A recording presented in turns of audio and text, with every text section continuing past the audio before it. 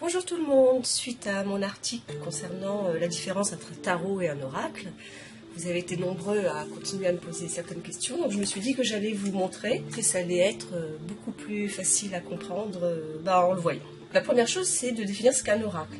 Alors un oracle, c'est un message qui est interprété à partir d'un objet ou d'un événement qui sert de support à cette interprétation. Donc ça peut être des runes, le marc de café, le vol des oiseaux, plein de choses, et les cartes. Le tarot, donc en tant que carte, est également un oracle. Vous allez me dire, d'accord, mais alors, si le tarot est un oracle, qu'est-ce qu'un oracle? Alors, il y a le langage courant, quand on parle de carte oracle, c'est pour faire la différence avec le tarot. Donc je vais parler de carte oracle quand il ne s'agit pas de tarot, même si un tarot est un oracle. Alors, qu'est-ce qui différencie les cartes oracles avec le tarot? Alors la première chose, c'est de parler un peu d'histoire, mais je vais le faire de manière extrêmement synthétique. Donc on a des traces de premier tarot en tant que carte au XVe siècle dans la noblesse italienne. C'était un jeu, ils se réunissaient entre eux et puis ils jouaient à un jeu de cartes qui s'appelait le tarocchi.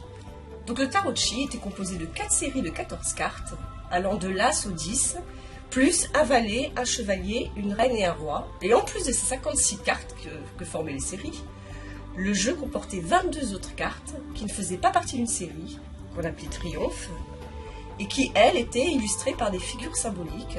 C'était des symboles qu'ils reconnaissaient à l'époque parce qu'ils faisaient partie de leur quotidien.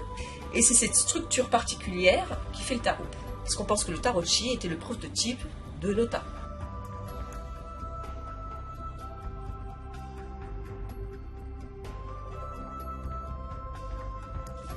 Tandis que les cartes oracles ont une structure et un nombre de cartes qui est complètement dépendant en fait du choix du créateur de l'oracle.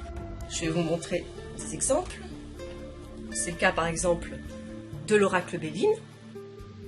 Sa structure, c'est qu'il y a 4 cartes qui ne sont liées à aucune planète et après 49 cartes, c'est-à-dire 7 cartes qui sont liées à cette planète.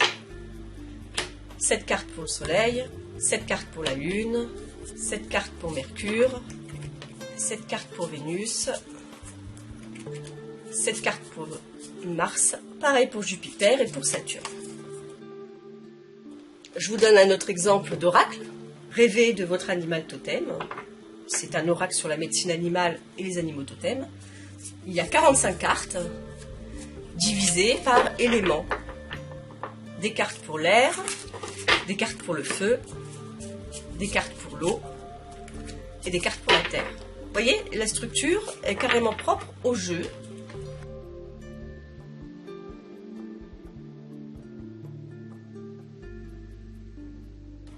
Après, il y a des jeux qui s'appellent tarot.